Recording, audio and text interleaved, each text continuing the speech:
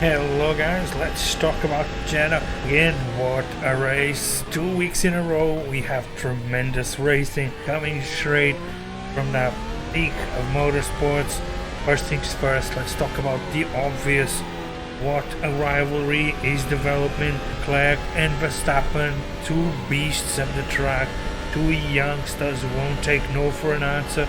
They're playing it so smart. It's been just smart racing, extremely heavy, hardcore, just competitive, brutal rivalry, and a lot of respect.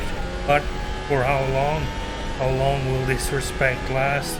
Maxina and Lewis's didn't last too long, I'm afraid to say, and it remains to be seen how this will progress. For now, it's been amazing.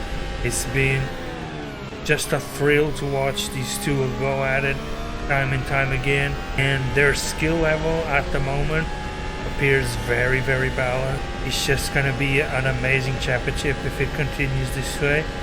Going a bit further down the line, after this amazing win from Verstappen, shortly followed by Leclerc, there was Sainz again using the power Ferrari that they're bringing onto the table this season. Just a tremendous racing car, not only a racing car but a racing engine.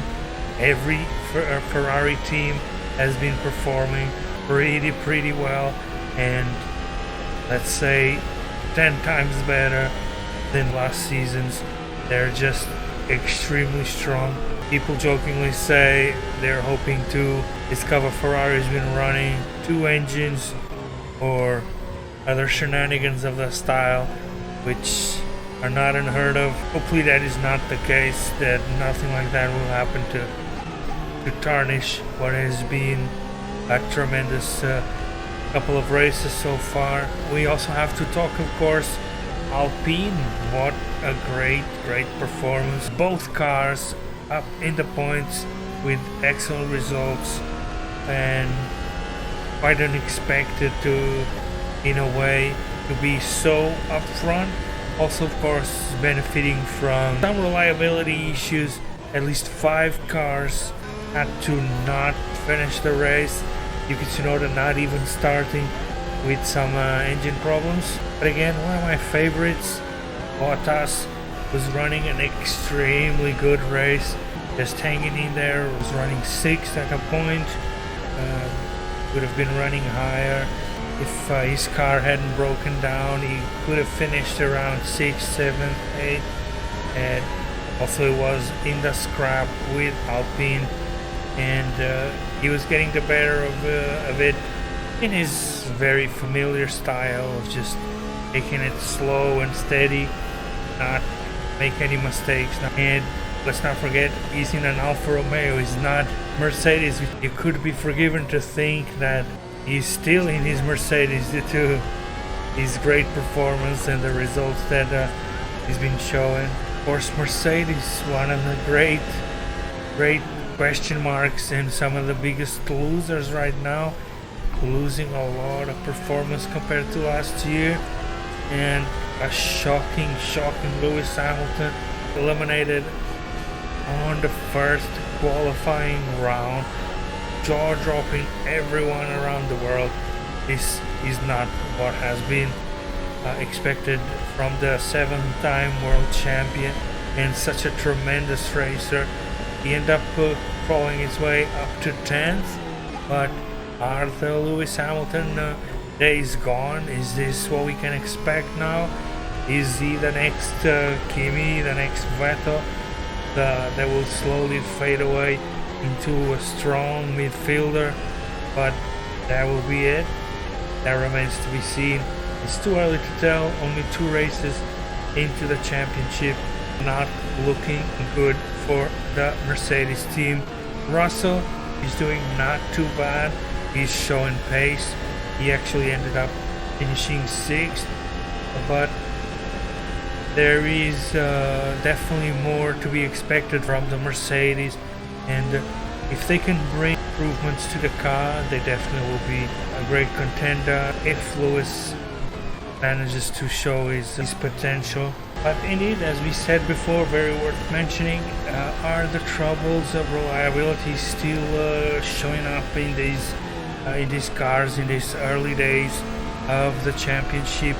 So the 5 cars, they were all from different teams, and you had Mick Schumacher with this terrible crash on the most dangerous track of all. I actually made a video about it, and it's definitely not looking good for the future of this track if we continue to have such dangerous crashes. Something is bound to happen. Next time it can be much worse. Nick was indeed kind of lucky this time. He got off easy from a crash at that speed, but if there were more cars involved, there would be an absolute train wreck of several destroyed cars, and who knows what kind of injuries could result. Although these cars are some of the safest in the world, especially of motorsports, at these speeds there's a limit of how much it will be able to withstand. Hopefully we won't need to test that limit. And some of the most effective teams this year are definitely the ones running with Mercedes engine. McLaren and Aston Martin still suffering with very low power, very low competitiveness, and having a real hard time getting up there and fighting for points. It will be a tough season if this continues. Hopefully the Mercedes engine will get updates and there will be more power available to these teams, and we'll have more balance. As it stands right now, we will have 2 great competitors, 2 great winners in the Red Bulls and the Ferrari. Those will be fighting always way up front and very strong, and we'll have 2 teams that are currently experiencing extreme difficulties in Aston Martin and McLaren. Obviously Williams as well having trouble, and still this leaves us with around 6 teams in the midfield which can in a foreseeable future compete for points. It is possible that things will get more balanced as time goes on, and there is a lot of talk, a lot of expectation that DRS will be a thing of the past. This is something that's been discussed, and this is something that has always been an objective of Formula 1 management, to remove in the end DRS, because as you were able to fix the aerodynamic effects that was bringing so much dirty air into the car following, preventing the overtakes, preventing people from running in those 1 second to half a second marks. You need to get to half a second to actually start getting some clean air and to be able to get pulled by the car in front. And as we resolve these aerodynamic issues, it's one of the great objectives to eventually deactivate or completely outright remove DRS, and we'll have old school wheel-to-wheel battles without depending on the crutch that is DRS, which enables to have more overtakes, but they're always the same overtakes, and people will wait until they can reach the DRS area to try to overtake, because why would you try to overtake anywhere else if you're gonna have such a great advantage there? This is making races be not as exciting as they could be, and now that we've fixed the broken leg, there was the aerodynamic difficulties of sending all that dirty air to the pilot, to the driver following. We should now be able to remove the crutch and just let them run, let them race, let them go at it without DRS. I think this should be tested as soon as possible, in any of the upcoming races. Again, probably a lot of teams won't be happy with this, but in my opinion, it's not pretty to see the kind of back and forth and that those kind of braking before the DRS line is burning. They're kind of locking up the brakes just to be passed before the DRS area.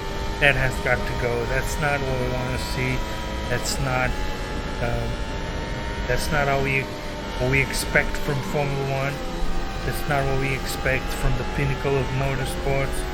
And again, the best analogy for me is still DRS was the crutch trying to fix the broken leg. That was the aerodynamic of the dirty air being sent into the driver that was following, and now we can remove the crutch. That leg is healed. We need to go back to proper racing.